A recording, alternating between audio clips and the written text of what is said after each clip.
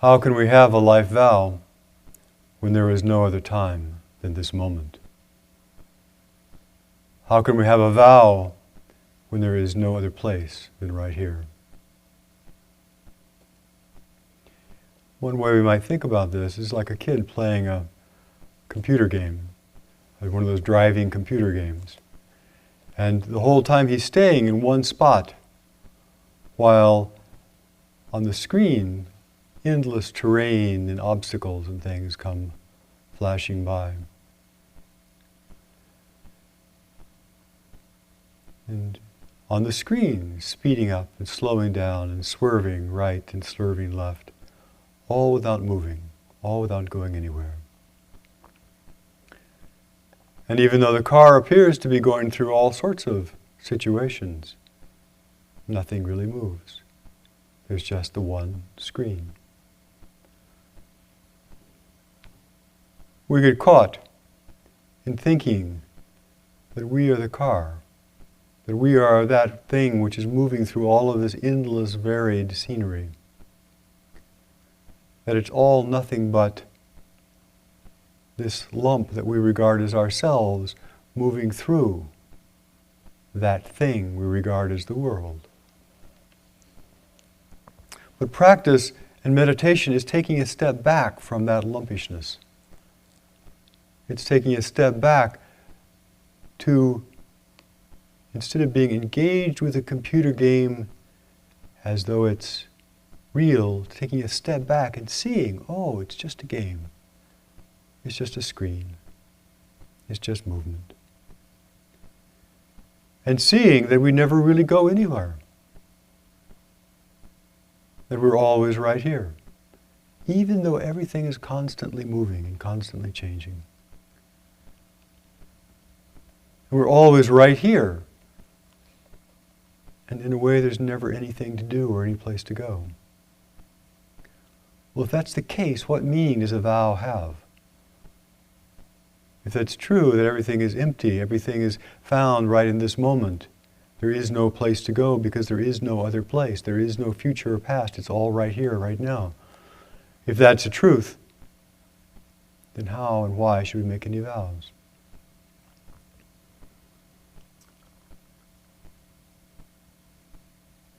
The expression of no place to go, the expression of nothing to do, the expression of shunyata, or emptiness, is the world of going and coming, picking up and putting down.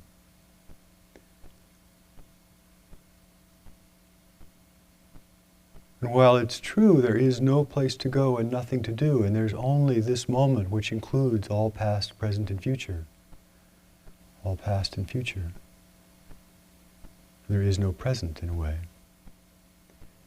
The expression of that moment, the way it is lived, is with all of the comings and goings, with past, present, and future.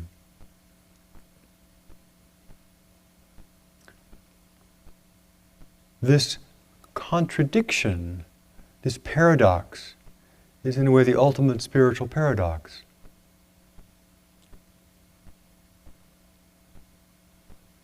That everything is one, and yet we live our life as though everything was two or three or manyfold. That everything is whole and complete, lacking nothing, and yet everything we see is incomplete, inadequate in some way.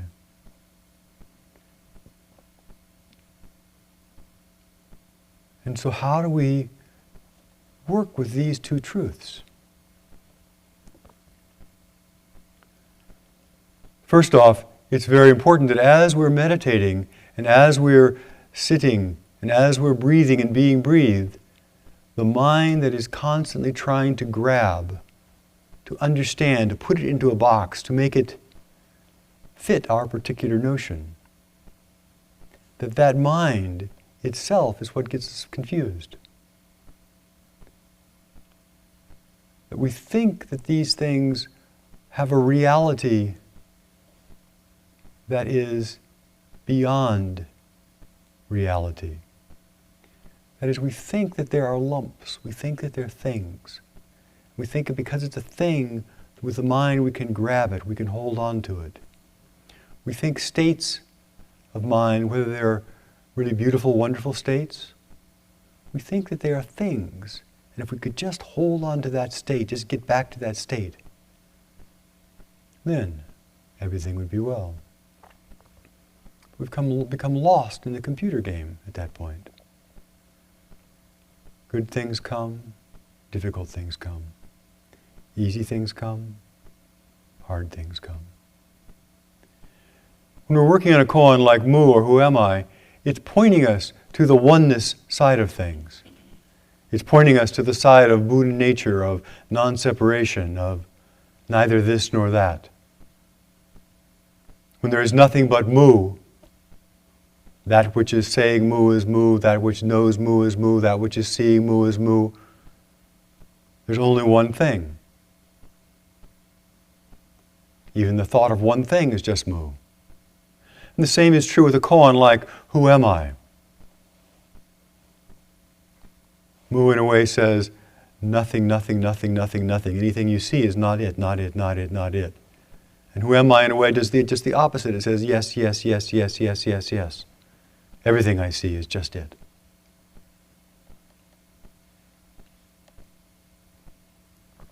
It is precisely because that there is this state of oneness and emptiness that things change. It is precisely because of shunyata that things arise, exist, and disappear. If they were not empty, they would not arise. Something does not come from nothing. Nothing does not come from something. And so things that arise are neither empty nor full, neither exist nor do not exist, neither before or after. They are just as they are, whole and complete, inadequate.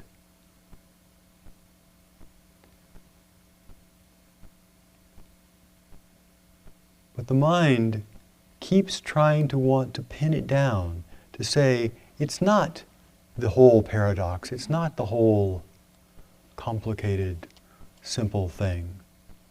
But that in order for I, me, and my to feel good, to like a certain thing, to feel comfortable,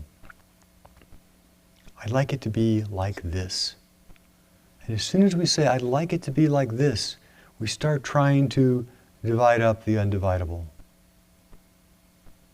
And of course, that happens with our practice. It happens with our breath. We are being breathed all the time by the universe. All the time, whether we're asleep or whether we're awake, whether we're conscious or whether we're unconscious. All the time. And then the mind steps in on top of it and says, no, I'd like it to be that way. I'd like it to be this way. If I only breathe this way. When all we have to do is let the breath breathe us. And we keep talking about attention and mindfulness and putting the mind in the breath, only so that that separation that we have, instead of us being out here judging, that we merge the two. The mind is the breath. Wherever our attention is what we are. There's nothing but breath. And so we're just like a kid sitting in front of a computer screen. It's all a dream, and yet we play it passionately, with enthusiasm. There's only the truth of this moment, but there's the other truth of we hear and see and smell and taste and touch. There is the truth of there and here.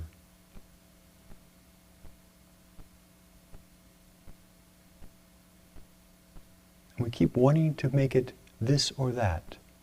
It's either whole or it's not whole. It's either empty or it's full.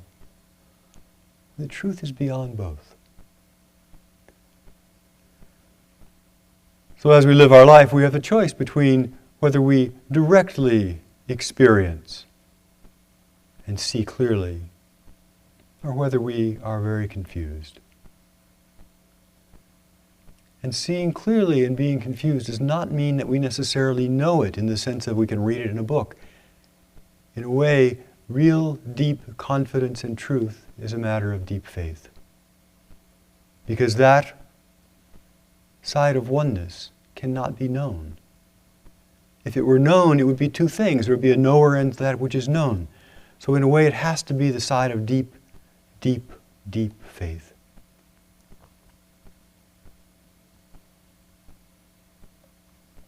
And if we're playing this game of life wholeheartedly, if we're practicing wholeheartedly, then it becomes very alive. Then it becomes very lively. Then it becomes a free flow of the truth of our lives. And in this sense, we take a vow. We have a life, the motor is running, time is running out. What should we do with it? We can either live our life at random, confused and directionless, half asleep, or we can wake up and decide, in this dreamlike world, what am I going to do? What am I going to cultivate? What am I going to work toward? Because we have a mind, because we have eyes, because we have this life, we make a vow. This vow itself is the expression of oneness, of emptiness. All things are one. That includes the path leading to oneness. It includes oneness. All things are one. It includes separation. It includes this and that. It's all one thing. From the perspective of this and that, it's two things. From the perspective of I and you, it's two things. From the perspective of my life and the future, it's two things. But it's only one thing. And that's something we have to have a mixture of deep faith and deep experience. The path and the goal. Doing and not doing. So from one perspective, the path is that which leads to the goal. From another perspective, the path itself is the goal. There are people who have read and heard about teachings of oneness, this moment, that's all there is. And then there's this subtle sense that it doesn't matter what we do. That everything is one thing is as good as another. And just flow through life without a real vow or commitment. Try to do that. At the very best, they're stuck on emptiness. Because there's a state in practice we can actually see the emptiness side of things, but that's only a transitory state. In the 10 ox-herding pictures, it's the 8th ox-herding picture where there's just a big empty circle. Nothing exists. But there still are stages beyond that. At the very best, these people are stuck in emptiness. And at the worst, they're just confused. At the mercy of their thoughts and at the mercy of the sense of I. We all set up a vow to become awakened, to know the truth, to liberate beings, to help others, to overcome our own shortcomings. These are the goals of the path. And these goals are not the path. The path may be the goal, but the goal is not the path. So we have the aspiration for awakening, but we practice moment to moment. We have to express that aspiration in doing Zazen, maintaining our relationships, maintaining our friendships, supporting others, keeping our word, practicing generosity. All of the Eightfold Path.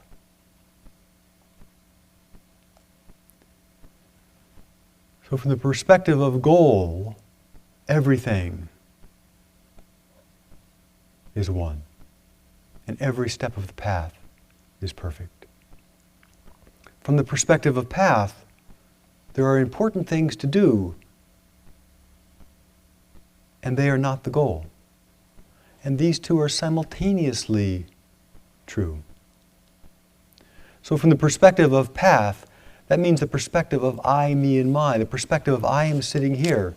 Each of us has his or her own practice. From that perspective, there are ways of practicing that are effective. There are ways of practicing that are beneficent. There are ways of practicing that are beneficial.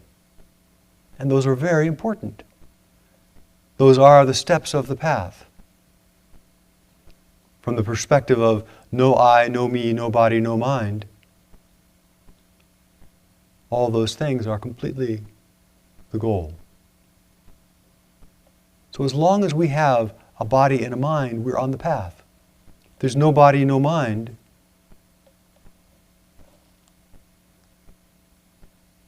there's no goal and no path.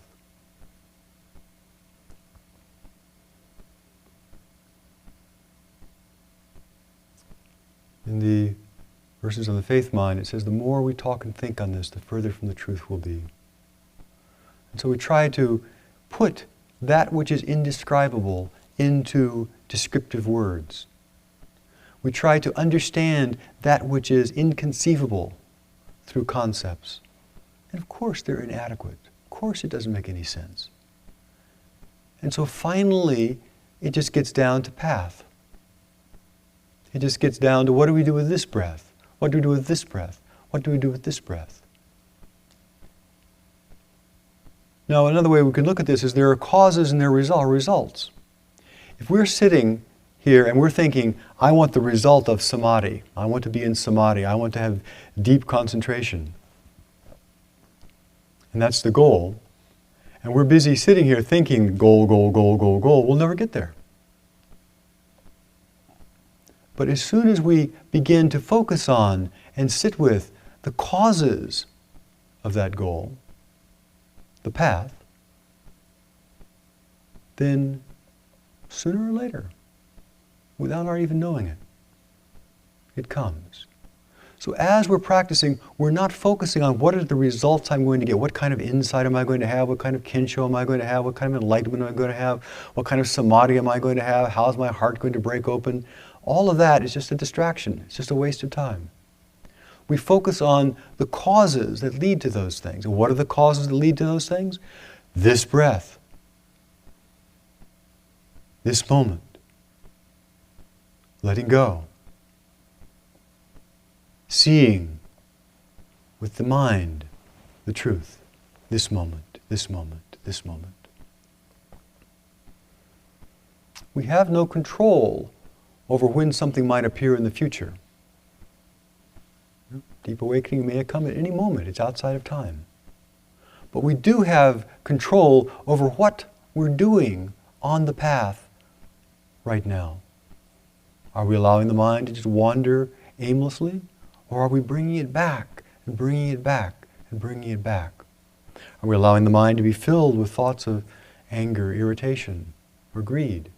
Or are we letting go and letting go and letting go?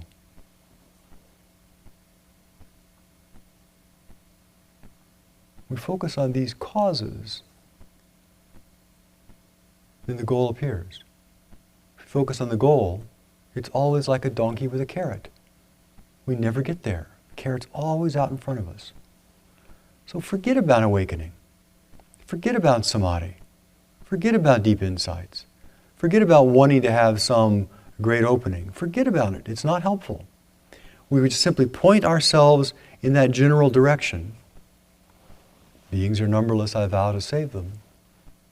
And then, moment to moment to moment, we practice. The greedy mind does not lead to samadhi. The critical mind does not lead to samadhi.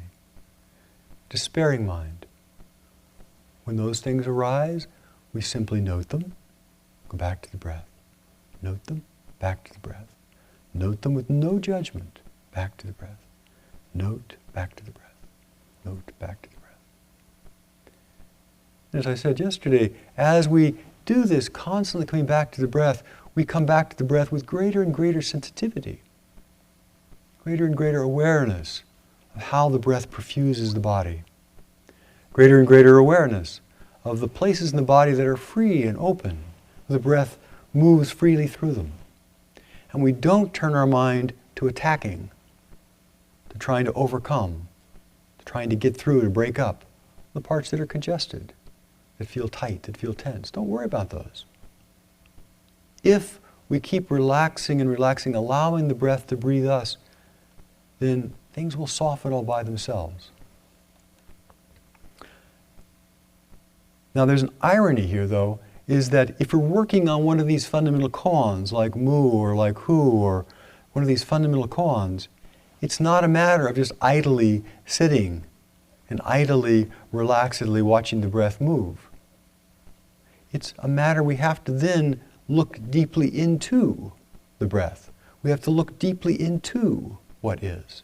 That's not a matter of getting something else. It's not a matter of making something happen. It's not a matter of trying to make some result. It's simply a matter of not just allowing ourselves to be breathed, but really seeing into that breath. Who is the one who's breathing? Where does that knowledge rest? It's not a future thing at all. It's not a mental thing at all. It's simply a way of experiencing more and more deeply. So we have this hot soaking tub. Before we get in, we stick our hand in the water. And we know as soon as our hand is in the water, whether it's hot or cold. And as we leave the hand in there a little bit, we can feel more and more how hot, how cold, how cool. And that's the same way we do with the breath. As we place our attention in the breath, we feel deeply into it. Let it settle there. Now we can use vows in a skillful way during a sesshin. Not just the big vow of I will become enlightened for the sake of all beings, not that the arousing of bodhicitta. But we can use small vows in this kind of practical moment. So for example, we might say, I'll vow to keep the mind on the breath for one breath. Half a breath. 3 breaths. In a way, it's like setting up a high jump bar. We say, okay, I'll set the high jump bar here, and I will practice. I'll practice until I can jump over that bar. This is not about the goal of something big. It's about, can we stay with the breath for half a breath, 1 breath? Now, ideally, the mind and the breath are just one thing. But because we're still trying to figure out how to deal with this body and mind, we can set up little challenges like that will help inspire us to keep the mind focused for 1 breath, half a breath, 3 breaths, 100 breaths. And when we practice very minutely following the breath, and we watch the mind just slide off, we come right back, and we say, okay, I'll do this, I'll hold it right there, I'll feel this intimately. 2.5 breaths, 3 breaths, 5 breaths. We can have those little challenges for ourselves. It helps keep the mind running off, keeps us engaged, keeps us interested in sometimes. Certain kind of people, that works very, very well to have those. But when we do that, we've got to make sure that we make a number that is very doable. We don't say, I vow to not have my mind move for the next 100 breaths, unless you have fairly great confidence in that. Because if we say we're going to do things and we don't do them, and we say we're going to do things and we don't do them, we say we're going to do something, we don't do them, and we vow we're going to stay up all night and we don't stay up all night, and we vow we're going to hold our attention here and we don't do it, then gradually, subtly, our own confidence in our ability becomes eroded. So it's very important that when we say we'll do something, to pick something we can really do. Or pick something that we can work to do, a challenge that we can definitely meet. And if we do that, if we keep these little challenges going, we make these little challenges, then gradually our strength and our confidence and our ability to discern what's appropriate increases. So, if you vow to stay up all night, don't make that vow unless you have a pretty good sense that you can do that, that you will do that. Don't make it out of a should or an ought. Instead, make a vow you'll stay up an hour later, for example.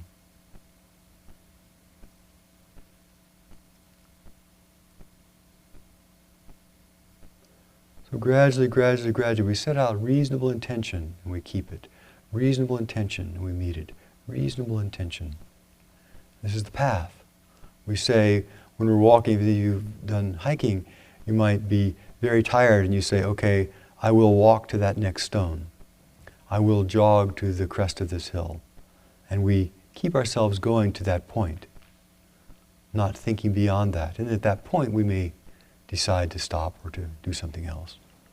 So these little goals that we can set up for ourselves, which we can do, are sometimes very helpful. So back to the breath. So we bathe the body in the breath. We bathe the breath with the body.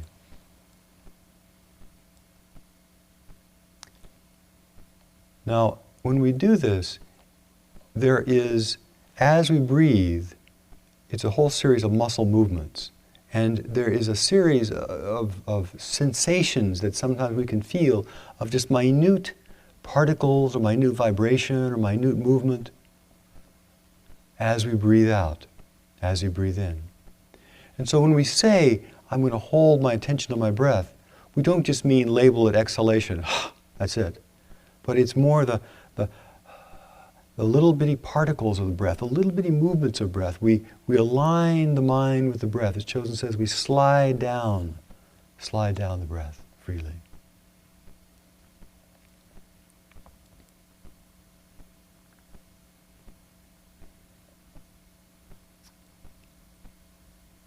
One of the things that happens as we do this is the mind keeps flitting in and says, oh, I know a shortcut. Oh, there's an easier way to do this. Oh, this seems hard and boring. Maybe I'll just... And we fill in the blank with what our particular fantasy is. Or, I would rather work that way. And so we stop doing this meticulous investigation, and we start off climbing up the mountain, trying to find a shortcut across.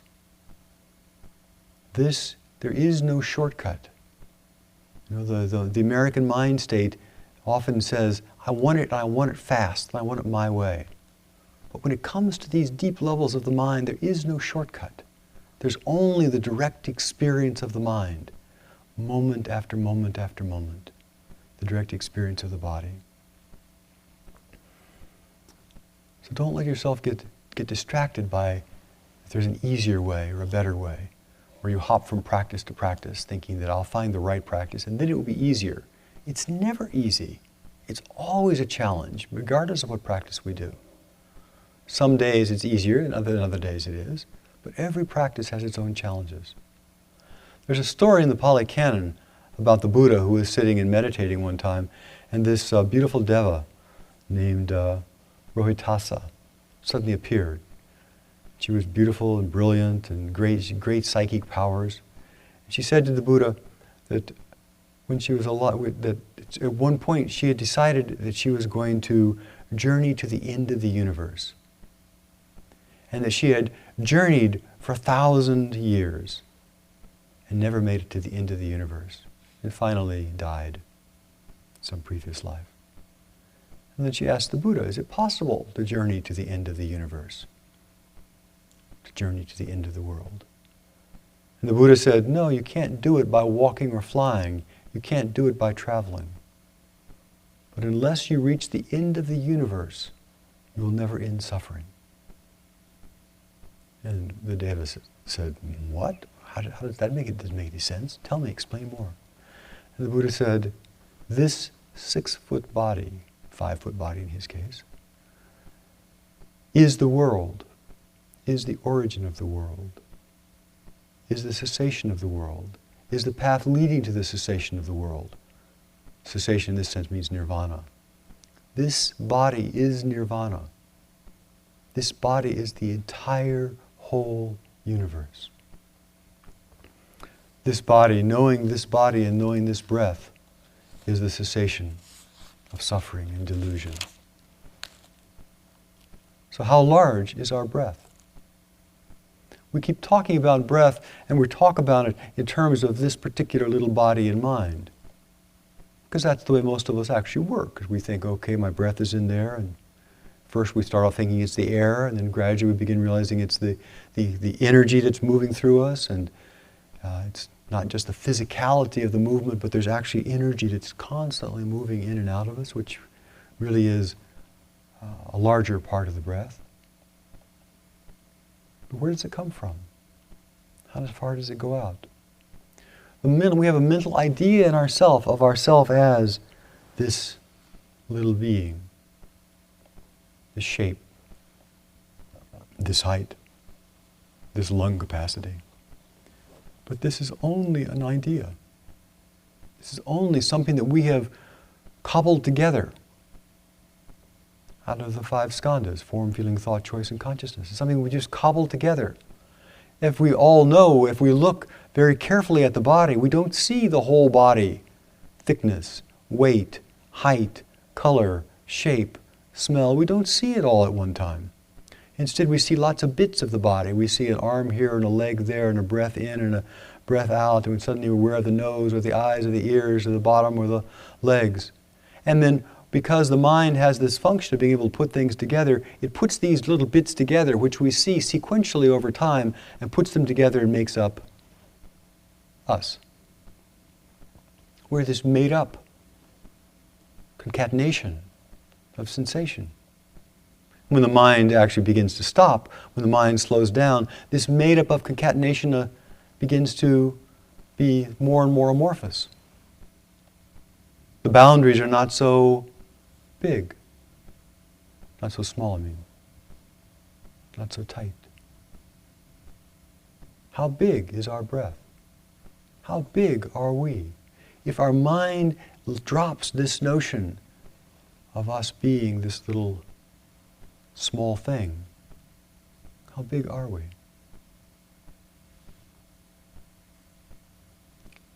To see that, we have to stop thinking. We have to let thought go. And we have to see directly. If tonight we go outside and we look at the sky, we see a star that's 100 million light years away. We don't see that star way out there 100 million light years from now. We see the star right in our own eye, right with our own mind. We look out the window and we see the trees. We don't see them out there. We see them in our own eyes, in our own breath, in our own being. Everything we experience is really very intimate. We don't experience anything out there. We have no nerve endings out there. We only experience things right here. So when we're breathing and we really look at where does the breath come from? Where does the energy come from? And we begin to let the mind expand, we see that we're actually very, very, very, very big. In fact, if the mind is still and we look inside, we can't find a beginning. As soon as the mind starts thinking, it says, oh, well, here's the beginning. You were born in, whenever. Or you were sitting on this cushion thing. But if the mind isn't thinking and we're looking directly and saying, where do I stop and where does the world begin? There is no end. As we're breathing, we are breathing this whole room. We don't have to pretend. We don't have to make it up. That's just the way things are. We don't have to imagine that we are. Sometimes it's helpful just to break up some of the fixed notions that we have. But the reality is, we are breathing and we are seeing and we are spewing out the entire universe.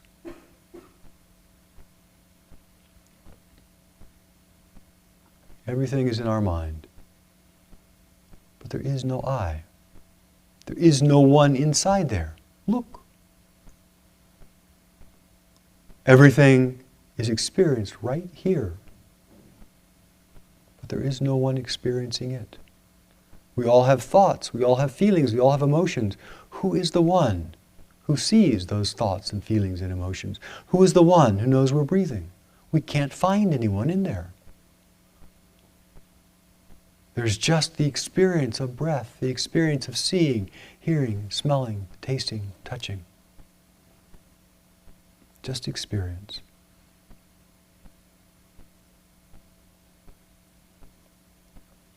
But there is an eye of awareness which has no location. And we have seen from that same eye of awareness since the moment we were born. It has never changed. It has never moved. It has never blinked even a millisecond of an eye. It is the same eye that we have seen from our birth all the way now, all day long, all night long.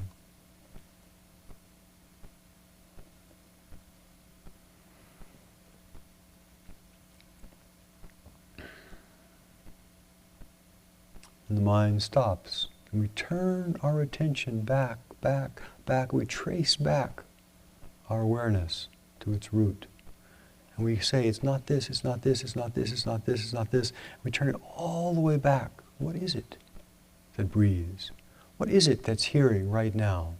What is it that feels? What do we discover?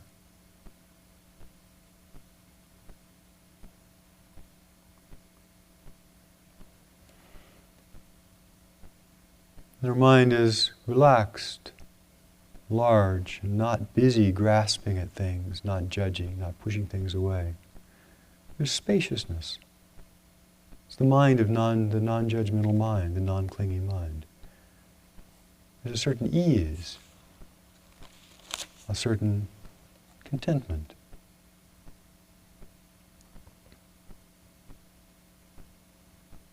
When we are just with the breath, watching the breath move out and in, sometimes seeming small and sometimes seeming vast, sometimes moving with very great, big movements and sometimes moving with very small movements. And it's all just on this big computer screen, just moving, just changing. The eye which sees it does not move.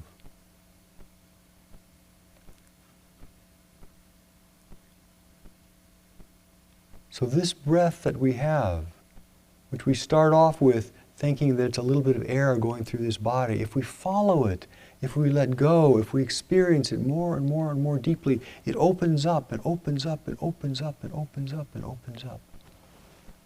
And this breath can be the beginning and the end of practice, of life. Vimalakirti Sutra says this about meditation. Vimalakirti Sutra is one of the great Mahayana sutras which we're studying outside of Sesshin. And this is a chapter entitled The Disciples.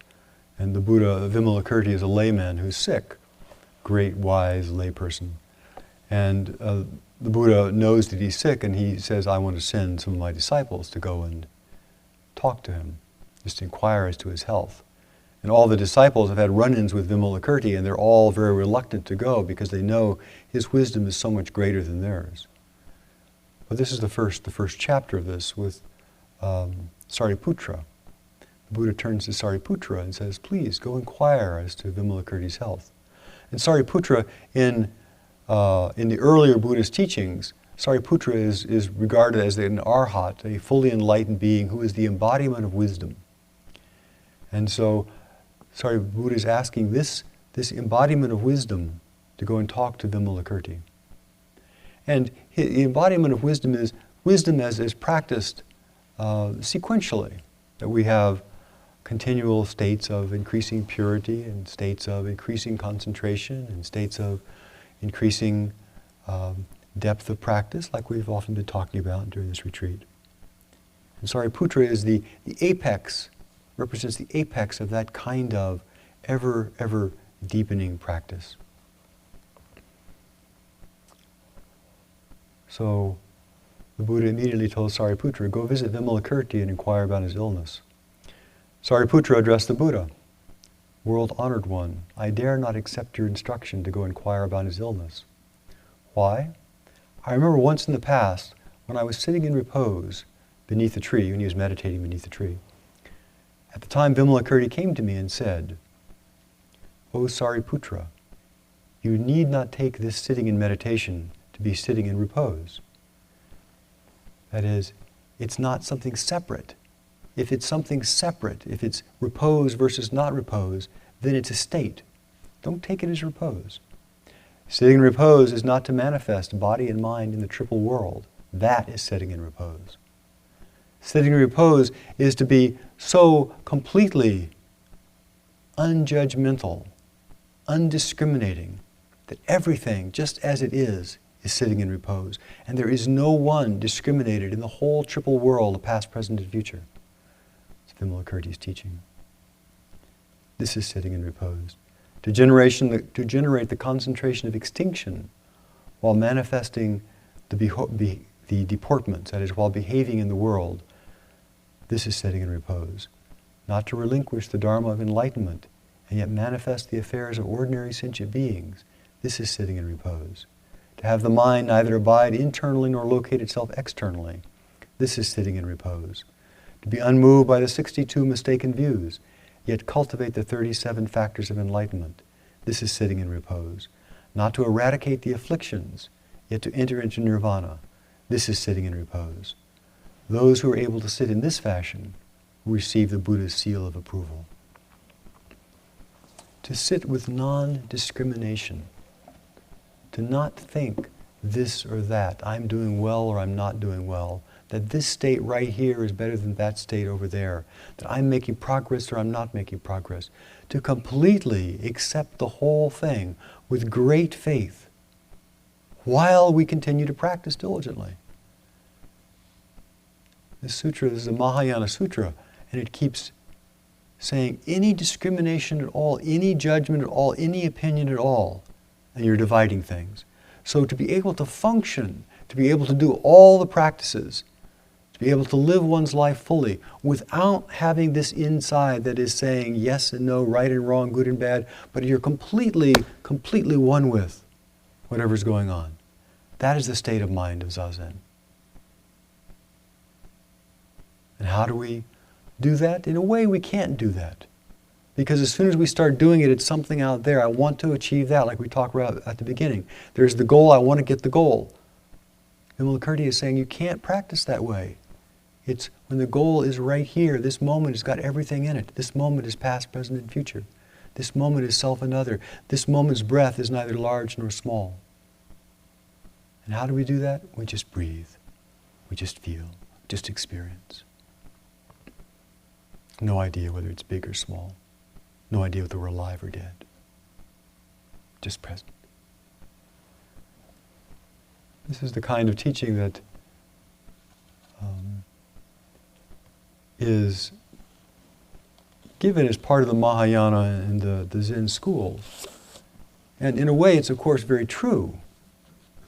But in a way, it's not very helpful. Because when we're all trying to figure out how to actually practice and live our lives and we're caught in duality, then the sequential teachings of how do you concentrate, how do you take the first step, take the second step, are very, very helpful. But eventually we have to make this leap of letting go. Another Zen teacher, Pao Chi, says,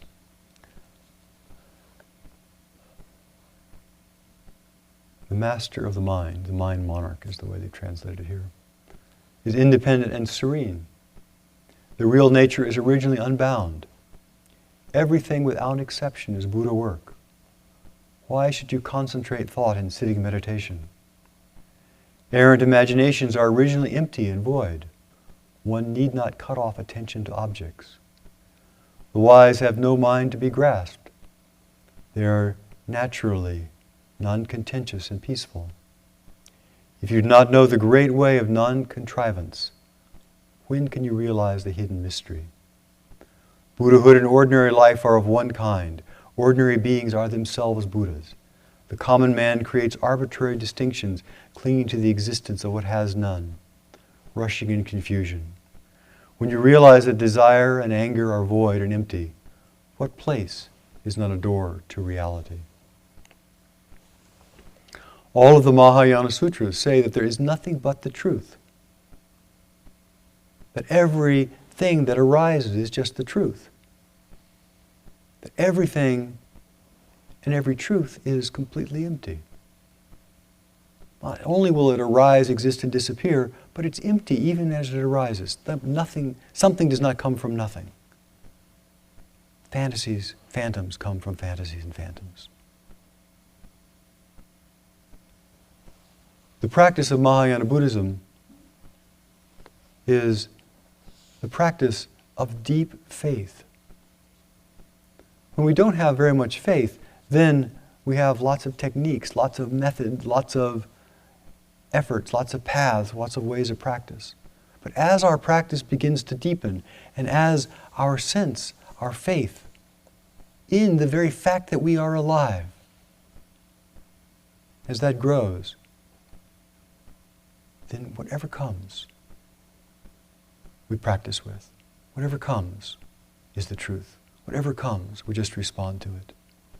This is what this chant that we do in the evening is about. Just to choose whatever is present, whatever is present, whatever is present. It's my birth I choose to live, it's my death I choose to die. Whom I encounter I choose to meet, or I shoulder I choose to bear.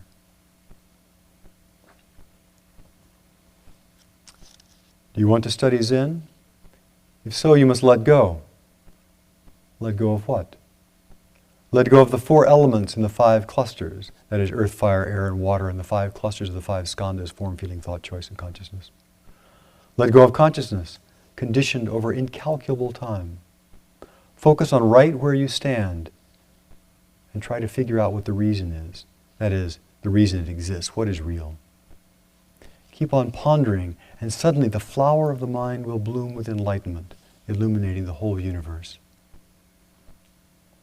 This can be called getting it in the mind, responding to it in action.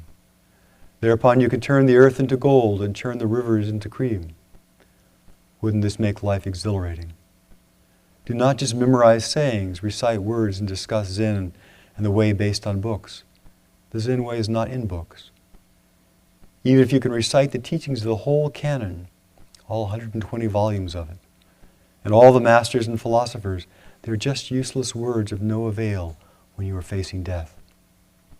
The ancients sought illumined guides only after they themselves had awakened and understood. In order to pick out the rubble and completely purify the realization of truth. When they could measure pounds and ounces accurately, they were like people opening variety stores, carrying all sorts of goods. We practice, we practice, we practice, we practice. We look into things as they are. And looking into does not mean, at first it means I am here looking into that. And then it means that is absorbing me. And then it means, like that first reading, there is no separation. There is just one thing. And then it means that if there is just one thing, there is no one to even know there is one thing, and even the one thing disappears. Like we were talking about, like the reading yesterday. Heaven and earth disappear. And then everything comes back again. And then we learn how to function. And lastly, before you have realized objects are only mind, you produce all sorts of discriminations. After you have realized objects are only mind, discrimination does not arise. When you know that all things are only mind, then you let go of the forms of external objects. What about the earth, the mountains and rivers, light and dark, matter and space? When all things right before you, what principle of letting go can you speak of? Even if you understand this, you are still just halfway. You must realize that there is yet another opening beyond. As long as something exists, we have more to go. So at this stage of a retreat, we have to practice both ways simultaneously. We have to practice the great way of faith, mysterious and unknowable. The great way of faith that is faith, because there is this experience. There's faith. And simultaneously, we have to practice the way of keeping the attention focused and looking in and coming back to and coming back to and coming back to. When we can do the coming back to with great faith, there's great outcome. When we can practice great faith by coming back and coming back and coming back, there's great outcome. So please, at this stage of retreat, things are beginning to be very settled, very deep, calm. Do not judge. Do not evaluate.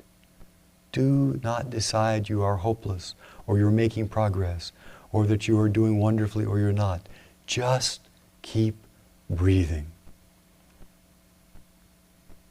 with deep faith because you have a breath.